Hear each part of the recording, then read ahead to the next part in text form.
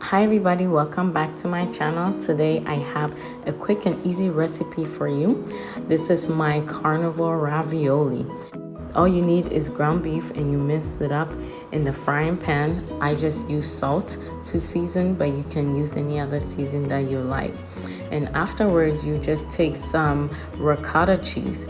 Make sure you check the ingredients of your ricotta cheese to make sure they're clean.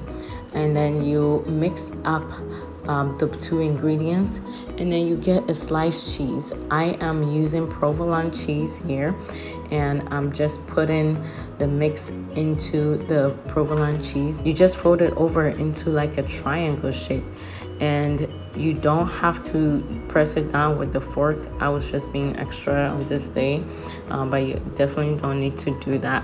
And then all you have to do is just pop it in the air fryer for about 4 minutes at 400, and then it will be done. It's quick and easy. You can use this as a snack.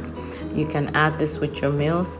You can use this as a snack for your kids, and you can make this and keep it in the fridge so that it'll be ready to go, or you can freeze it and then just thaw it and put it back in the air fryer for a minute or so, and then you can have it again.